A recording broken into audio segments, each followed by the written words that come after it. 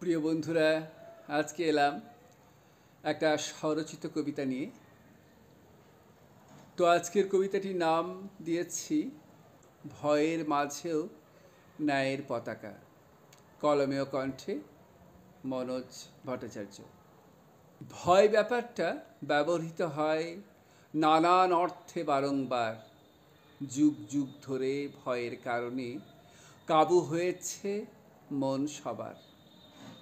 দেবদৈত্য নরের মাঝে ভয়ঙ্কর রূপে ভয় বিরাজে। জীবজগতের সকল জীবই বশ হয়েছে ভয়ের কাছে। উঠতে বসতে খেতে ও শুতে ভয়ের আতঙ্কে হই যে সারা।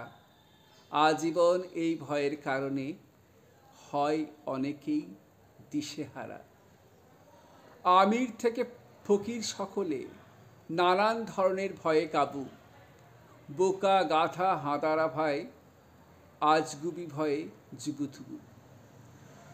ভূতের ভয়, মৃত্যুর ভয়, কর্মীরা করে বশের ভয়।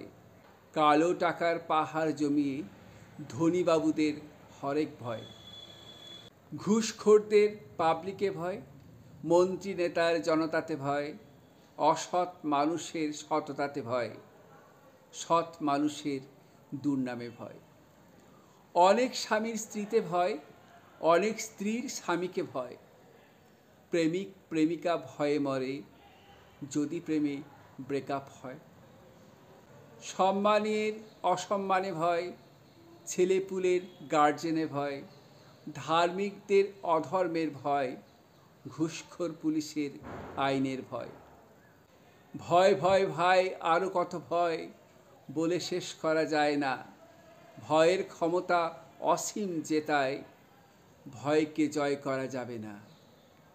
ভয় ভয় ভয় করো কেন, ভয় নয় সর্বদা ভয়ঙ্কর। ভয়ের মাঝে লুকিয়ে আছে অভয় মন্ত্র নিরন্তর। শিশু কিশোরেরা ভয়ের কারণে পড়াতে মন বসায়। পাপ কর্মে বিরত অনেকে ধর্মের পথে পা বাড়ায়। ভয় আছে বলে সমাজে আজও ন্যায় প্রতিষ্ঠা আছে। আইন বিচার বিবেক সবে ন্যায়ের পথে হাঁটে। মৃত্যুর পরে পরকালে গিয়ে কষ্ট পেতে হবে, এই ভয়েতে ভীত যারা তাঁরা ন্যায়ের পথেই হাঁটে। দান ধ্যান করে গরিবের মাঝে শোষক শ্রেণীরা এই ভেবে পাপের স্খলন হবে নিশ্চয়ই, পুণ্য সঞ্চয় হবেই হবে। তাই ভয় শুধুই যে খারাপ করে এই ধারণাটা আজ মিছে। ভয়ের মাঝেও দেখতে পাবে ন্যায়ের পতাকা উঠছে। সেই পতাকার তলে দাঁড়িয়ে কবিগুরুর মন্ত্র নিয়ে সমবেত কণ্ঠে বলবো মোরা, আমি ভয় করব না, ভয় করব না। দুবেলা মরার আগে মরব না ভাই, মরব না। নমস্কার।